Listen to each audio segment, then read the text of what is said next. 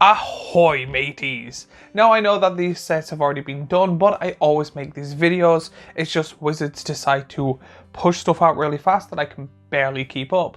But I am going to be going over the first, and I will be making all 4, commander decks from Ixalan, this one called Ahoy Matey.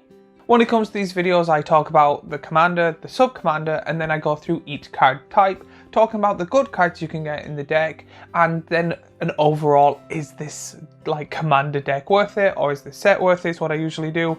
So in this video, we will be going over the Ahoy Matey deck and seeing if it's worth buying. So let's start off with the commander of this deck. The commander of the deck being Admiral Brass Unsinkable. A 5-cost commander for a 3/3 does not really seem worth it in my eyes. Usually when it comes to commanders, I usually try and go 5 if they're powerful or under mana wise, and then the rest depends on its ability. Now don't get me wrong, there is some decks where I go over, but they have to be quite powerful commanders. So when it comes to this, having a 3/3 with no keywords does not seem worth it. However, I haven't gone through her abilities. So she has 2 abilities. So the first one, if you look at it solo, does not seem that good. Why would you want to mill 4 cards? Especially your own cards. Why would you pay 5 mana for a 3/3 and then mill some of your cards for pretty much an additional cost? But just you wait, there is more. And this is where the card actually gets good in my opinion. The reason the cost is that is you might actually mill a good pirate card. And you're like, oh no, it's in my graveyard. But then her second ability goes, return a pirate. Every turn. So you can pretty much go, cool, I'm gonna play this, have a really cool ETB, kill it, next turn play it, really cool ETB, and it goes and goes and goes. Plus, I've never really been big into pirates. Pirate subtypes always just been like, oh yeah, it's a thing, whatever for me. But with this commander and actually doing research on the cards you get in this, I'm kind of liking pirates. There is a handful of pirates I've used before, and a handful of pirates I have seen, but there's also been a handful of pirates I had no clue even existed, or I forgot about them, and I'm going, I want you. So with this commander, I actually think it's good. I think she's a bit pricey, but worth it if it goes. Being a 3/3, she's more of an enchantment commander in my opinion. You're only really using it for abilities. But with this deck built right, this deck can be really powerful. And it has a kind of unique way to play, which is one thing I do like when it comes to commanders. So now let's go on to the sub-commander. So the sub-commander is Don Andres the Renegade. A 4-cost for a 4/3 is just slightly a bit like, it's good, but just underneath what I would consider good. I usually try and go for the mana cost being like, if you pay 3 mana, you get a 3/3, pay 4 mana, you get a 4/4, and then it depends what happens in between there. So I do think this is slightly okay. And again, with no keywords. I think it's just me, I love my commanders having a keyword. But this sub-commander is really strange, but in a good way. I really like this sub-commander. To be honest, personally in my opinion, I actually see more people playing the sub-commander than the actual commander. The whole thing of giving your opponent's creatures +2/+2 and 2 keywords, Menace and Death Touch, does not seem really good. However, it's only if you get them. Also, blue cards that steal or black cards that return creatures from a graveyard really go well in this deck, because you literally just go, that big dinosaur you killed, or that big Eldrazi, I want that now, rather with borrow or one of the lily cards that let you return things to graveyard, and then you go, cool, so this is your powerful card, but now it has +2/+2, Death Touch and Menace. Now I'm about to have some fun. I'm not a big fan of stealing other people's cards. I don't really play that many games, but when I do, it's kind of now been mainly online. So decks that steal stuff online, or cards that steal people's cards, do not seem fun, and I've never been a big fan of it. But that's just the way I play. I don't care if other people do it, but this card seems perfect for those people that want to steal other people's cards, especially since it gives them a buff. And then there's even more. Pretty much playing exile cards, there's a lot of red that makes you exile stuff and play that turn. This sub-commander is really, really powerful, and really unique, and that's one of my favorite things when it comes to commanders, the unique playability of them. So let's start off with the crew, or the creatures in the deck. In this deck there is a total of 35 creatures, which with both of the commanders and sub-commanders, you can kind of see why this is going to be a very creature heavy deck. So that means something's going to have to drop off, which with how they usually build these decks, in my opinion, is rather going to be sorceries or enchantments. So we'll just have to wait and see.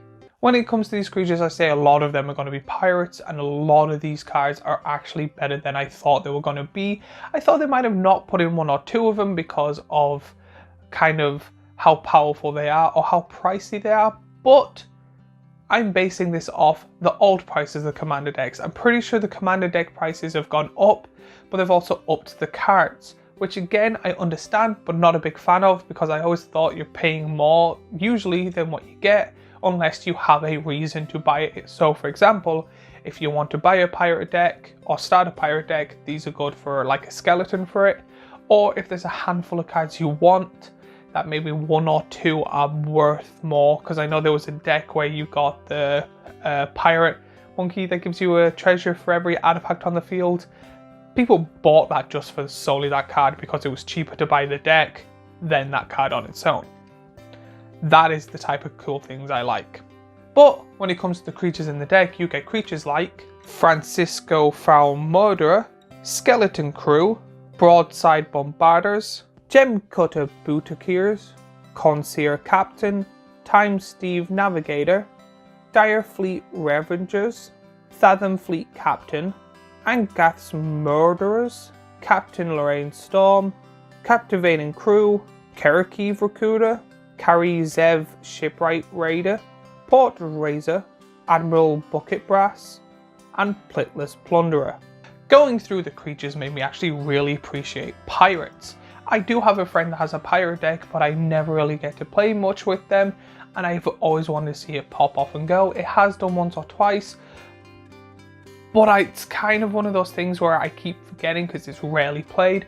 But I do really appreciate the pirate love, and I do think pirates are actually kind of underrated after looking at least the creatures in this deck. But now we are going on to the artifacts of the deck. In this deck there is 14 artifacts, 8 of them being your Soul Ring and Mana Rocks and stuff like that, so I'm not going to be going over them, but they did add a fair few artifacts that are not Mana Rocks, so let's go through them right now. The Adomnus, Armed Mounted Anchor, Biden of Thassa, Ichor of Ancestry, Vanquisher's Banner, Herald's Horn, the Grimm's Captain's Locker. So actually these are the type of cards that if you're making a tribal deck and someone goes, I put them in, I'm like, oh yeah, they're kind of the obvious choice, especially the Horn and the Banner. These are pretty much your kind of, not even unique.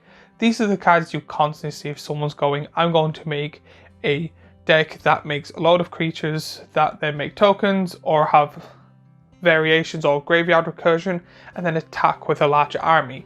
These are the kind of like, you see these a lot when people say, oh, if you don't have enough for the big massive frog boy, use these instead. They're cheaper, harder to get off though, but still really good. But now let's go through my personal favourite permanent type, enchantments. In this deck you get a total of 3 enchantments, technically 4 because Biden of Thassa is an artifact enchantment, but I put that in the artifact section. So when it comes to the enchantments, I'll only be going through the other 3, and they are Black Market Connections, Shared Animosity, King Nafirs. So again, to be honest, Black Market Connections in this deck, that's a pricey card last time I checked, and a lot of people want it. This is a really good card mainly because you get a Changeling, and I think it's probably one of the best cards they have printed. I think it was this year, it might have been last year. Time flies. But this is a really good selection of enchantments overall. Again, not many of them, however they picked a good selection. So now we are going into the spells of the deck, or the instances we'll be going off. In this deck there is 5 in total, and those are Evocation, Lethal Scheme, Chaos Warp, Prismari Command, and Rakdos' Charm. To be honest, again, I was shocked when it comes to these instances. Seeing Rakdos' Charm, it's a really good card. It is super cheap and highly reprinted. But again, seeing one of the commands from the school kind of did make sense, but I think that's mainly on me picturing the spell Harry Potter school pretty much now becoming pirates. But there are really good cards or really good instances in this deck, and I will always go crazy for a Chaos Warp. I've still been trying to get my hands on the Chaos Warp from Strixhaven just because we're on the topic. So now we are going to be going on to the sorceries of the deck. When it comes to the sorceries of the deck, there is a total of 6, which again, as I thought, this is where it goes down. However, gonna put a full stop there, they're actually better than I originally thought, not by much. But the 6 cards are Blood Money, Blasphemous Act, Distant Melody, Windfall, Feed the Swarm, and Faithless Looting. To be honest, Blood Money, Blasphemous Act, and Distant Melody are not cards I thought would be in here. I thought this would have been a little bit lower. Now, they're not the best or most amazing of cards. To us, I think I'm the only one in my play group that actually thinks Blood Money's worth it. I do think it's an awesome card, but I did not think they would be putting these sorceries in. I thought they'll be a little bit kind of worse, but overall, still better than I thought, so they did a good job. Then finally, the lands. In this deck, there was 37 lands, which I think they usually do 32, so I could be wrong in that, but this is the most lands I've seen in the Commander deck in a while, and here are some that I thought are actually worth mentioning.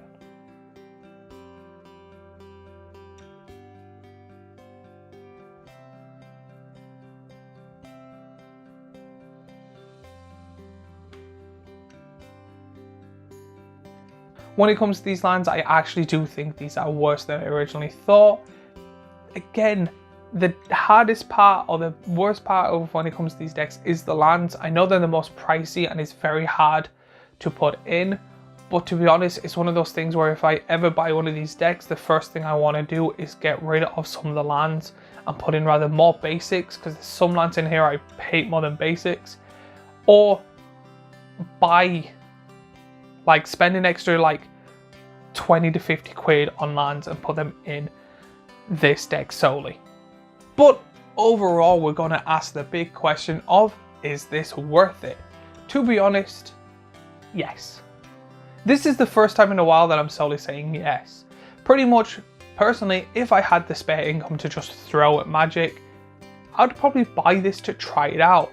This deck has got me interested in pirates. I do think they are powerful, and I do think straight off the bat, this deck is playable but not amazing.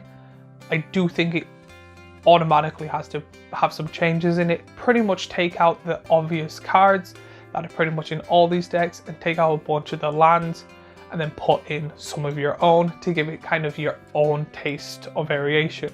To be honest, if I was playing this, I would be playing it with the sub-commander more than the commander itself, but that's just me. I do think it's worth it overall, but I do think it depends on solely if you have the spare income or if you want to vary out and try something new. But that is solely it. But if you think I'm right, let me know in the comments down below. Let me know if you bought this and have played it, or if you have pirate decks of your own. Link me down in your Mox fields. I love seeing other people's decks and how they build them, and I love seeing when it comes to these cards. While you're down there, also remember to like, subscribe, and follow. We're getting closer and closer. To be honest, I got a little jump of like 6 people, which is the most I've ever got in one day, so thank you for that, and I would like this channel to keep growing. But again, as always, so in today's video, we're going to find out if this vampire deck sucks or not. Okay, get it? Vampires suck. So in this video, we will be going over the commander, the sub-commander, and the deck itself to answer the big question of, is this worth it? Let's start off with the commander itself. With the commander being Kaleniov, First of the Blessed. Kaleniov, First of the Blessed. For 1 white and a black, you get a legendary creature, Vampire Cleric, that is a mythic. Whenever you attack an attacking vampire that isn't a demon becomes a demon in addition to its other types. It gains when this creature dies, draw a card, then create a tapped 4/3 white and black vampire demon creature token with flying, and he's a 2/2. Spending 3 mana for a 2/2 with no keywords is okay. It's not the best, it's not bad. It is okay. But his ability is absolutely hilarious. You build a vampire deck, you accidentally build a vampire demon deck. You have an army of vampires, you attack with your army of vampires, they die and explode and let you draw a card, and then you're able to get 4/3 flying demon vampires. This, I'm not sure works the way I want it to, so please let me know in the comments down below. But there is an enchantment, a black enchantment, and an artifact that turns your creature types into a certain creature. So if you pick vampire, can you attack with the vampires, they explode to become vampire demons, that card rewrites them to just being vampires, and then you can attack with the 4/3 flying vampires to then remake vampire demons that then get recoded to vampires. Does that make sense? Let me know if that's how that works in the comments down below. But this commander is absolutely hilarious and a very fun and unique way to play, which I like when they make these type of commander decks. But let's get right into the sub commander, and the sub commander is Carmen Cruel Sky Marcher. Carmen Cruel Sky Marcher, for 3 white and a black you get a legendary creature vampire soldier that is a mythic. She has flying. Whenever a player sacrifices a permanent, put a 1/1 counter on Carmen Cruel Sky Marcher and you gain 1 life. Whenever Carmen attacks, return up to 1 target permanent card with mana value less than or equal to Carmen's power from your graveyard to the battlefield, and she's a 2/2. So 5 mana for a 2/2 with flying is not the best. However, she doesn't have 1 but 2 really cool abilities. 1, you can literally turn this into a Voltron deck by making people sack as many things as possible, giving her enough counters that you're able to pretty much Rogue's Passage and Witch's Cottage, doing 20 plus command damage, gaining 20 plus health, and then looking at your other 2 opponents going, who's next? Then there's also the other way where you're able to literally play really anything in your deck that's really good, and if someone destroys it, you literally power up enough, attack normally if someone blocks, and you're able to get the best cards out. Now again, love this commander for the unique playability of her and how well she is, but again, I'm not sure if this is how it works. Do you know the land that lets you get the 20/20 indestructible? You play that, play the vampire, that makes you sack all the counters so you get it, then on that turn attack, you get the land back, and then on your next turn, if someone does kill this 20/20 indestructible somehow, you then attack again, getting the card that gets rid of the counters, pretty much being able to replay it every second turn they destroy it. I think that's a good ability, but if there's any other ways you think her ability works well with other cards, please let me know in the comments down below. So now let's start on the main parts of the deck, starting off with the creatures. In this deck there is a total of 35 creatures, all of them pretty much being vampires or vampire-esque cards. Cards such like Charismatic Conqueror, Redemption Choir, Dusk Legion Sergeants, Master of the Dark Rite, Order of Scared Dust, Marvin Foy Dusk Apostle, Blood Tracker, Butcher of Malachor, Champion of Dusk, Corridor Vampire, Crossway Troublemaker, Drana Liberate of Markio, Night Stalking Scavenger, Patron of Vane, Sanctum Seeker, Timothar Baron of Bats, Twilight Prophet, Endela the Dusk Rose, Vona Butcher of Manga. So a lot of these vampires I'm happy with and are kind of shocked. They're really good and actually amazing cards. But there was 2 I was really not happy with, because right after they released these decks, there is 2 vampires here that were also released in a secret layer.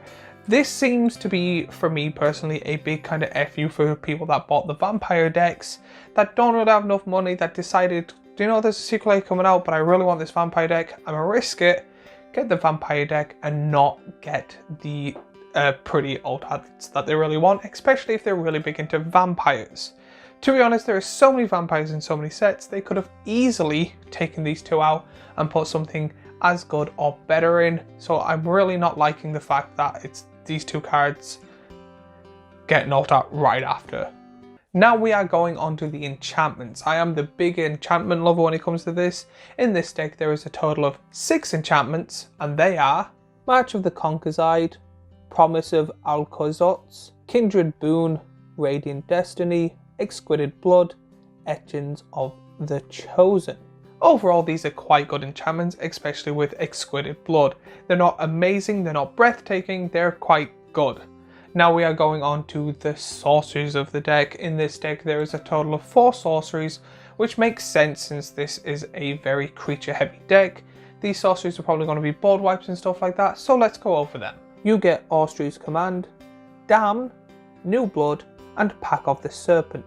Overall, in my opinion, these are kind of meh. They're not really worth it. They kind of just kill spells and stuff like that with some form of vampire-esque art or something in them. I don't really like these, but I knew the instants and sorceries are going to be the weakest point. That's not counting the lands, because obviously with these decks, the lands are not going to be great. You cannot have sorceries without instances. In this deck, there is a total of 4 instances, and they are Utter End, Return to Dust, Swords of Plowshare, and Village Rites. I have said this a million times when it comes to Swords of Plowshare, and the other one, I'm not even thinking of it right now. I'm sick of seeing these in decks. They're in every single commander deck. You can get them in every single art you want, in every single way. I am not the biggest fan of these. The instances are pretty much just kill spells or a kind of meh draw card, but I'm really sick of swords and I can't really stop thinking of anything but swords, so let's go on to the next section. And now we're going on to the artifacts of this deck. In this deck there's a total of 11 artifacts, but some of them are mana rocks, so we're only going to be going over a handful, and those artifacts are Glass Case Heart, Blade of the Blood Chief, Hellaboom Blade, and Swiftfoot Boots. Seeing these I was kind of shocked, to be honest. I thought they would kind of be the Horn and the Herald thingy, the things that creature types get +1/+1 and stuff like that for each other creature type. The Horn and Banner, they're the cards. I'm shocked I didn't see these in this, but they were in the previous one with the Pirates, so that also does make sense. Overall, I think the artifacts are kind of good. There's a lot more mana rocks than I thought there would be out of the 11, but again, still really good choices. And then I love when they do this, when they add a Planeswalker. But that's personally because I am a Planeswalker collector. I have a Planeswalker folder trying to get every single Planeswalker. So when I do see a Planeswalker in a deck, unless it's one of those, there's like a few handfuls that they put in a lot of decks. When they put something new in or haven't put in a while, I always get excited. And it is that little bit that makes me want to buy the deck a little bit more. So in this deck, the Planeswalker you get is Sorin, Lord of Innistrad. Again, this is the Planeswalker I have not seen in a while, and to be honest, it works really well in this deck. And then finally, lands. When it comes to lands, there is a total of 37, and there's a handful that I think are quite good, and those lands are Isolated Chapter, Shine Shadow Snarl, Temple of Silence, and Vault of the Archangel. When it comes to these, I do really find that the weakest and lowest point is always the lands. They have upped the price and upped the cards in the deck, which I'm happy with, but they didn't really up the lands. To be honest, I would kind of prefer personally a less better version of the cards and better lands to kind of ease it off. Like, again, not putting Exquisite Blood in, because the last time I checked it was like 20-30 quid, but putting in better lands I would personally prefer and would make me want to buy it more. But my final thoughts of this deck, to be honest, way better than I thought. The last few vampire sets and stuff have had a really handful of good cards, but then the rest being kind of meh. This overall seems a quite good deck that could actually probably be played straight out the box, or if you want a more powerful deck with not many changes. This is one of the commander decks that if you have the money to budget and you really want to make a vampire deck, I do say it's worth it, especially with the amount of vampire commanders that also would work well in this deck. I do think so far this is the trend they're going on and it's going the right way. The only thing I would love them to change is the lands. But if you think I'm right or wrong, or if you enjoyed this video, let me know in the comments down below. While you're there, remember to like, subscribe, and follow me on all my other social media. But as always, let's dive deep and explore into the third Ixalan Commander deck. When it comes to this video, we will be getting the Ixalan Commander deck, breaking it down piece by piece, and pretty much answering the question, is this deck worth it? So we can't start off with this video without talking about the face card or the commander itself, Hakbar of the Surging Soul. A 4 mana 3/3 creature does not really seem worth it, especially with no keywords. But however, what I've noticed when it comes to these commanders, they are very heavily focusing on the effects. They're kind of making more enchantment commanders than commanders itself. The whole reason is you're not really wanting to attack with these, but they still pop off and really do well when it comes to the deck you're building around. Being able to give every single merfolk the ability to explore is a really good ability when it comes to this.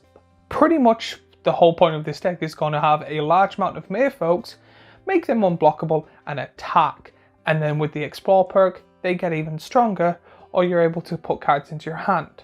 And those cards being lands, which again with the second ability you're then able to play, and if you don't, you get to draw a card. This card is absolutely bonkers, and it's probably within one of the best 5 merfolk commanders I could possibly think of. This is a really good commander. The only downside is you kind of have to attack with it, but it's a merfolk, so it also explores itself. So again, it's kind of like half enchantment, half actual creature you're supposed to attack with. This is a really good card, and again, I'm probably going to see a lot of merfolks in this deck. So now we're going to go on to the adorable long boy, the sub-commander, Ixalan the Smiling Flood. A 6 mana 6/6 with no keywords. Again, I don't ever really try and go over 5 mana when it comes to my commander unless it has a really cool or funky or powerful ability, then I don't mind as much. So we are going to go through its ability and see, is this a really good sub-commander? So again, merfolk are known for their land walk, and this card is really good to help with that. The fact that it has an ETB and an attack trigger in one, I love cards that do this, and then you're able to put flood counters on your opponent. Me, myself, I have a Chatterfang deck, and it got a lot stronger putting that land in that turns every other land into a forest, because there's usually at least one player that doesn't play green, and that play was kind of difficult for me to pretty much wipe off the face of the earth. So with a commander like this, Highland Walk is a really good focus on when it comes to building the deck. Plus, also, if you decide to put the counters on your own lands, or if there's lands that come in with 1/1 counters or other counters, you pretty much have a Seaborn Muse as a commander, or a Wilderness Reclamation. This is really good because if any form of counters on them, so if you're powering up your commander with 1/1 counters, or all your creatures with 1/1 counters, they pretty much get pseudo vigilance. This commander plus the commander together, both on the field, is absolutely ridiculous, and they with the ramp as well, you're able to play both. I love both these cards, and I really like how they work well together. So let's get into the crux of the deck, starting off with the creatures. In this deck there is 37 creatures. Of course there would be, this is going to be a very heavy creature deck. Again, I expect a lot of merfolks and other characters or creatures with landwalk or ability that helps with landwalk, but you get great creatures such as Mist Dancer, Topography Tracker, Tributary Instructor, Singer of the Swift River, Benthic Biomancer, Emperor Mahil II, Herald of the Secret Streams, Kapala Warden of Waves, Master of the Pearl Tident, Merfolk Sovereign, Seafloor Oracle, Surge Spanner, Sulyeon of Sea and Sky, Thassa God of the Sea, Thriving Skydiver, Deeproot Elite, Realm Walker, Koldai Selkie, Kumena Tyrant of Oscar, Prime Speaker Zengana, Tristana Voice of Thunder, Voral of the Hull Clyde, Zengar Untopian Speaker. So now we're going on to the instances of this deck. When it comes to this deck there is a total of 8, however there was only 3 that caught my eye. So when it comes to those 3 instances, they are Ripples of Potential, Quadrix Command, and Ruinous Instruction. Again, I love Strixhaven. It's probably my favourite set of pretty much entire the Magic Gathering, so I was happy to see these cards get a reprint, and the other 2 cards are kind of okay. Not the biggest fan of them, but again, I know this is a very creature heavy deck, so the rest of the cards kind of need a bit of lacking, but again, these are cards that I could see in the deck normally. Now that we're done with instances, let's go on to the sorceries.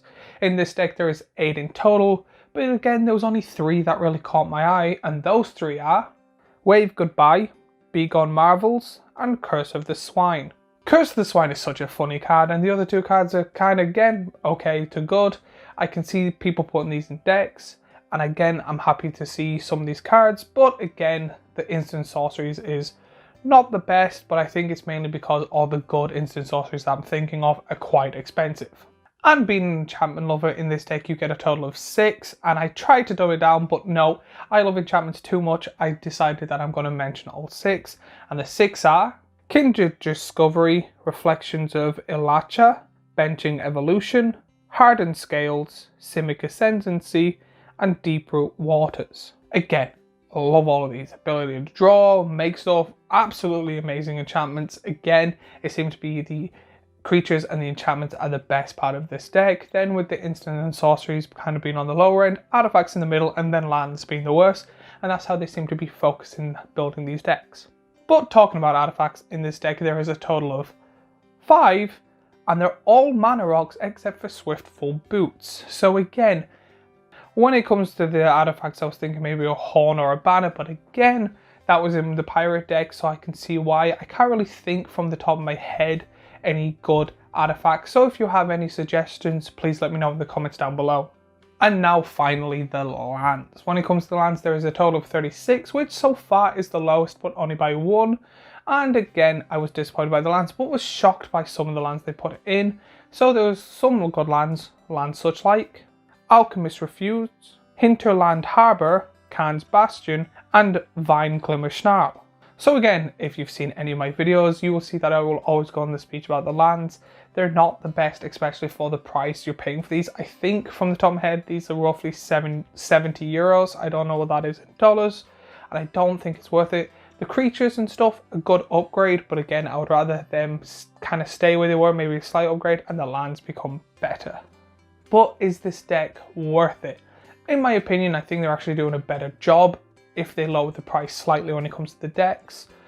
I've never played a Merfolk deck or really been big into Merfolk, but looking at these decks kind of got me interested in Pirates and now Merfolk, and I could see some stuff really good in this. I do have a Simic deck myself that I absolutely love, and I am thinking of maybe looking up the deck list and taking out maybe 1 or 2 cards to put in the deck list of my own.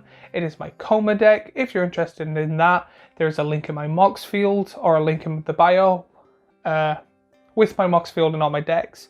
But if there's any cards you would suggest making in this deck, let me know in the comments down below. While you're there, remember to like, subscribe, and follow me on my social media. But as always, this is the 4th and final Commander Ixalan deck. We're going to be going through it, breaking it down by its commander, sub-commander, and the subjects of the deck itself. So pretty much the creatures, instant sorceries, artifacts, and stuff like that, to answer the big overall question. Is this deck worth buying? When it comes to this is solely my opinion, and I've been playing for like 5-6 years. So I have some thoughts on what to do. I know they've changed recently with upping the price and stuff like that, but we're going to go through the deck bit by bit, and hopefully you'll enjoy the video. So let's start off with the commander. So the commander or sub-commander of this deck is Pantalza's Sun's Favoured. Pantalza's Sun's Favoured, for 2 red, green and a white, you get a legendary creature dinosaur that is a mythic. When Pantalza's Sun's Favourite or another dinosaur enters the battlefield under your control, you may discover X, where X is the creature's toughness. Do this only once each turn and is a 4/4. A 4/4 for 5 mana is not really worth it in my eyes, especially since it has no keywords.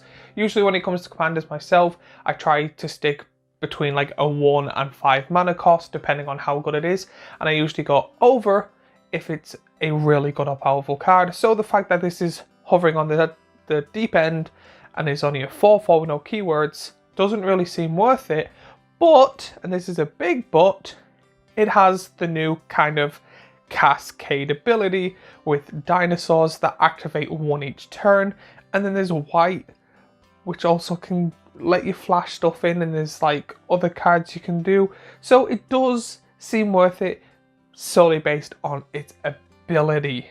If somehow you're able to pretty much flash in a dinosaur each turn, you're able to pretty much cascade into a giant army. Plus, there's really big dinosaurs. Imagine paying 2 mana for a Golter and then putting in a 10/10 dinosaur or something like that, or a broken dinosaur, which there is a lot in this deck. So when it comes to this commander, again, I can count this as more of a enchantment commander, which most of these have pretty much been. And now we're going on to the sub-commander, and the sub-commander being Waiter, Trainer's Prodigy. Waiter, Trainer's Prodigy, for a red, a green and a white, you get a legendary creature, human warrior that is a mythic. It has haste. For 2 and a green and tap, target creature you control fights another target creature. This ability costs 2 less to activate if you target 2 creatures you control. If a creature you control being dealt damage causes a triggered ability of a permanent you control to trigger, this ability triggers an additional time and is a 1/5. So 3 mana for a 1/5 with haste is weird, or 1/5 with haste does seem really weird to me, but the ability is really good. You pretty much pay 3 mana to fight something or 1 mana to fight 2 things with a higher chance of the creature dying. But if it has a triggered ability, because of the fights, it triggers an additional time. Now my favourite thing about this is, even though this is a dinosaur deck, it doesn't trigger only dinosaurs. So when I seen this and someone said what the ability was before I read the card, I thought, yeah, makes sense, dinosaurs, foster attack, yeah, that thing. But the fact that it can be any creature is absolutely mind-blowing. Pretty much what I would be doing is playing cards with attack triggers abilities, or whatever you want to call them, and then playing just a green and letting it die and trigger it as many times as possible. Because again, I love that it doesn't have to be a dinosaur. And then 3 mana for a commander with an ability like this that also costs less is a really good sub-commander.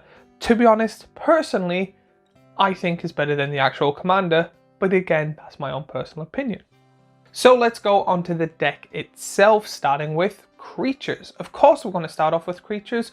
This already seems to be a creature-heavy deck based on the commander and sub-commander. So even without looking through the creatures, you could probably guess that there is going to be a high amount of dinosaurs or a high amount of powerful big creatures with like attack triggers and stuff like that, solely based on the sub-commander. But in this deck you get a total of 39 creatures, which I think is the most you can get in a commander deck, at least this year alone.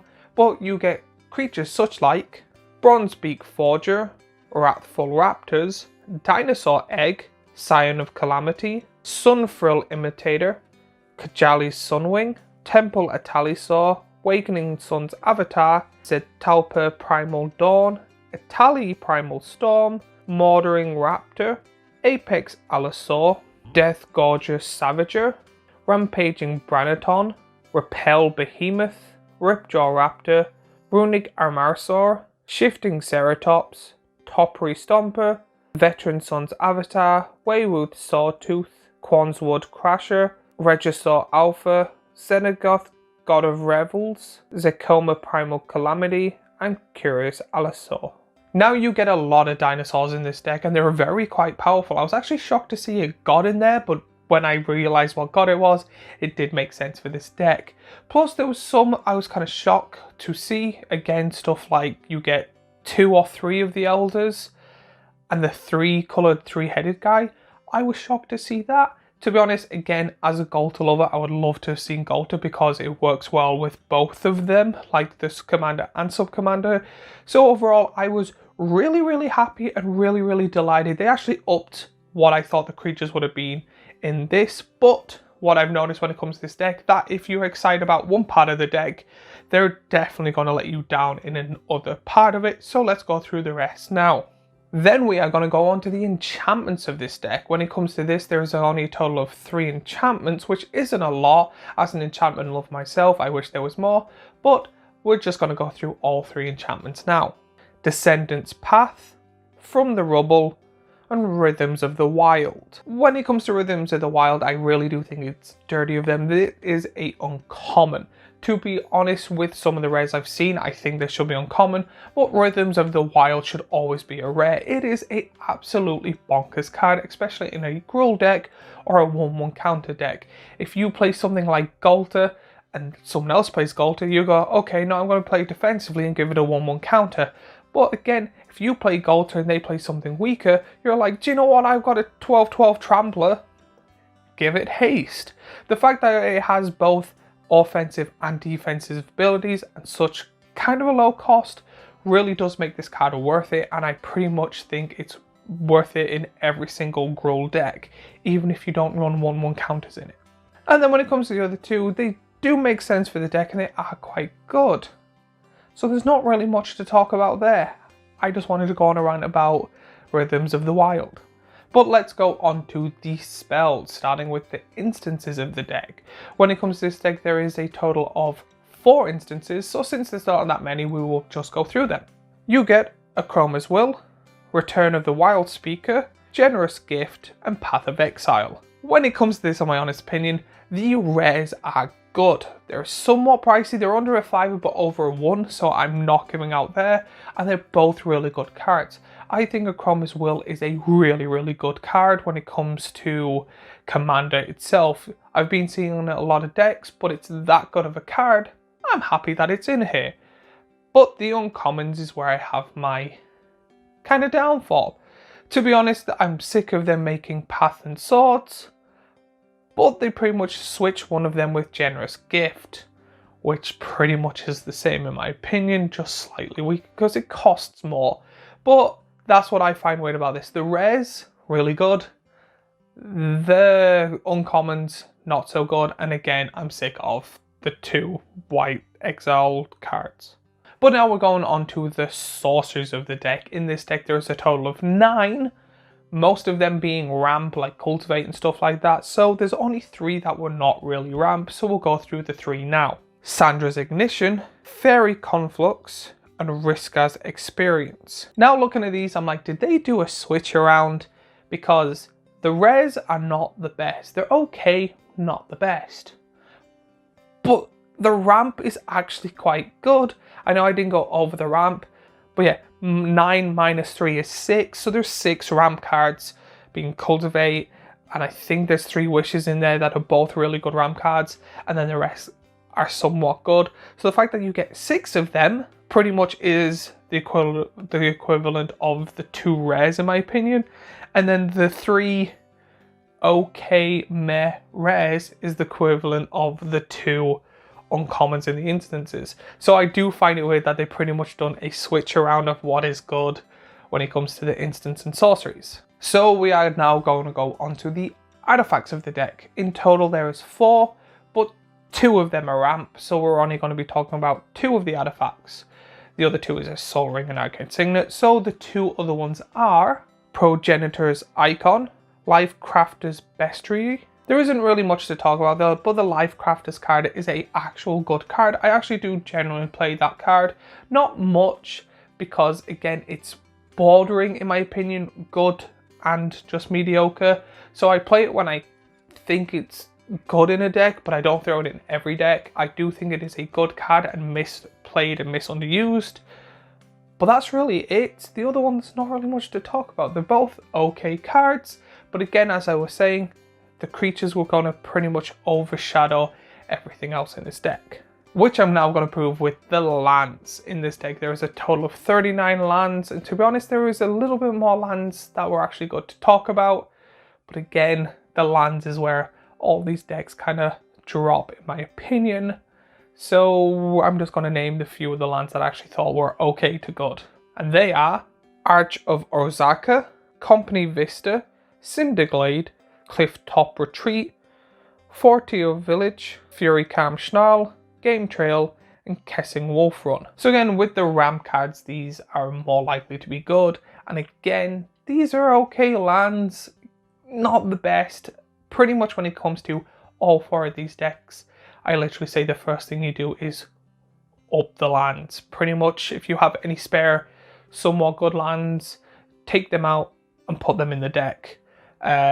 This is where I find all 4 decks to be the weakest. Majority of them have the best creatures and then slowly die down in certain places, but that's fine. When it comes to these decks, you're not looking for a amazing end all like 8, 9 or 10 level deck for people that do the levels. I do know when it comes to these decks that they will have weak points, but again, throwing Path of Exile and Swords in, I'm sick of those cards. I actually sold a bunch of them just I actually threw also a handful of just random people. I don't care for the cards anymore. But when it comes to this deck, it's a really good skeleton deck. Buying it straight off the pack and using it, you may win a game or two, but I say most people get these pre-con decks and level them up anyway. I do think when it comes to the leveling up of these decks, there's not as much needed. Like, you don't need as many cards. It's just mainly lands and then a handful of cards, where older ones you needed a fair more amount of cards and lands. But they upped the price for that reason. Again, if they up the price again and do the better lands, I'm not sure how I feel towards that. I do find them upping the product kind of worse. But again, if you want to build a dinosaur deck with one of the two commanders, or in general, it is a good starter deck if you have barely any of the dinosaurs. The dinosaurs is the best part of this. The creatures are the best part of this. And I do think it is good for a skeleton deck. Now, is it worth the price? Probably not. I'd probably say if it was a tenner cheaper, then yes. It's just borderline too expensive, in my honest God opinion. But again, if you have no dinosaurs and you're a dinosaur collector, or starting to be a dinosaur collector, or want to start a dinosaur deck, pretty much throwing the money and taking the loss of a tenner to not pay for all the shipping of all the cards is worth it, in my opinion. But solely using the deck on its own is kind of like you're going into the game with a disadvantage, in my opinion, unless you're playing with all new people. But overall, let me know what you think of the deck. Let me know in the comments down below if there's any cards you think would be really good in this deck. While you're down there, remember to like, subscribe, and follow me on all my social media. But as always, I have the previous Is It Worth It here, a playlist of the Magic the Gathering Is It Worth It here, and a subscribe button here. And again, I want to thank you for all the support I've gotten so far, and I love making these videos, and I'll see you all in the next video.